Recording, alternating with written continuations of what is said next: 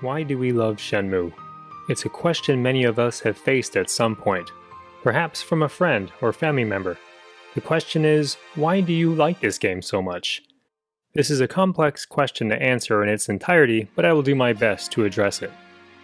Many players experienced Shenmue for the first time when the original two games were re-released on Xbox One, PlayStation 4, and PC.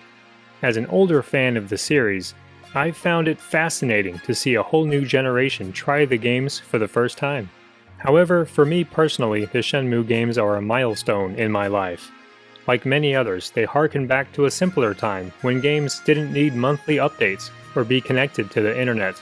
There were no social media sites where you could voice your appreciation for the games you loved. When Shenmue came out on the Dreamcast, I had graduated high school a year prior. I remember days where I'd come home from work, exhausted.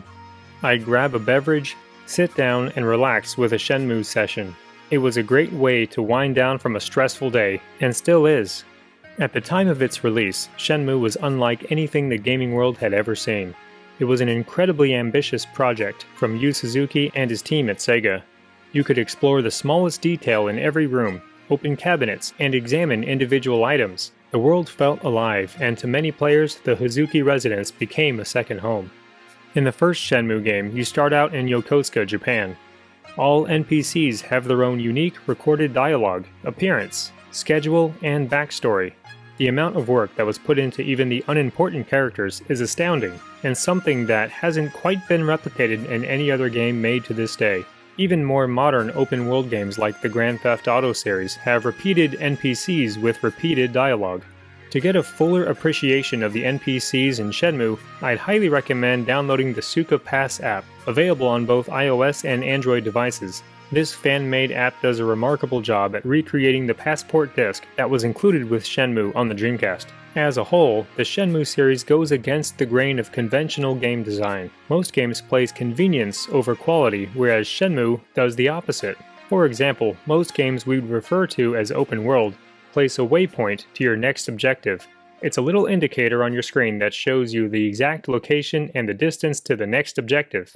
This is convenient to the player so they can just go straight to the goal and progress the game. With Shenmue, you'll get a clue about the next goal from talking to one of the many NPCs, and then Ryo jots it down in his revenge journal. From there, you've got to discover where this place is. You'll have to explore the area to find it, or talk to more NPCs for additional details. There is no minimap in Shenmue 1, so you have to learn the layout of the town in order to find places quickly. It's not convenient for the player, but it makes the entire experience much more immersive, enjoyable, and rewarding.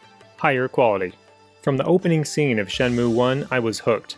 I had to find out more about the mysterious Lan Di. I had to know how Ryo would eventually grow strong enough to defeat him. I could sense that this game was unique, and something special from the moment I started playing 20 years ago. I also understood that with this game being so ambitious and costly, Yu Suzuki may have bitten off more than he could chew. I was concerned that since the first two games basically put Sega in the red financially, we'd never get to experience the next chapters in Ryo's story, and that his saga would end in Shenmue 2. Shenmue 2 launched in North America on the original Xbox in 2002. After that, there was a huge drought for over a decade, no mention of Shenmue from Sega, and no indication that a new game would ever be made. Fans were desperate for any tidbit of new Shenmue information they could find. Everyone who loved the original Shenmue games did what they could to keep the dream alive. Websites and podcasts were started, articles written, and artwork created. We all wanted to keep the story going. When Shenmue 3 was announced as a Kickstarter project in 2015, I was in shock and disbelief for a few minutes. Is this real? Am I dreaming? What timeline am I in? Suddenly, the feeling of playing Shenmue 1 for the first time came over me. I was giddy with excitement, despite knowing that the game wouldn't be out for a few years. This was the Shenmue community's time to shine. We collectively blew up Kickstarter and shattered records. This was our chance to finally get Shenmue 3, and I knew we would. I just didn't expect the absolute blowout that we achieved. High five, everyone. That was friggin' amazing. I'll never forget that time. So many years have passed since Shenmue 2. Fans of the series have since had life-altering events, like getting married, maybe starting a family, buying their first home, or moved across the country. However, our love for the Shenmue saga kept us grounded, and the Shenmue 3 announcement brought us all back to that simpler time. I've read many comments from people who had stopped playing games altogether, but who would definitely be playing Shenmue 3 on day one. This is because the Shenmue story has become a part of us. It's an extension of our own lives. Ryo's story is personal. When Shenmue 3 eventually launched in 2019, it was close to what I was expecting. As a game, I'm very content with what was delivered. The game looks far better than how it should considering the budget constraints and the fact that Yu Suzuki's team had no prior experience working in Unreal Engine.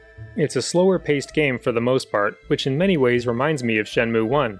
Just like back then, unwinding from a stressful day just comes naturally from playing Shenmue 3, as it forces you to slow down. It teaches you that you can't just rush to your goal, and that things might not go your way. After 2020, I think everyone should unwind with Shenmue. I think the world would be a better place. As a community of fans, we may have our differences, whether it's religious, political, or ideological, but we are like a family, with the underlying love of Shenmue keeping us connected. We've shown that when we work together, we can accomplish anything, much like in Ryo's story. We might not get what we want right away, but when we're focused, dedicated, and patient, we will reach our goal. Now let's get Shenmue 4. Thank you for watching. If you need me, you can find me looking for Chobu-chan in Bailu Village.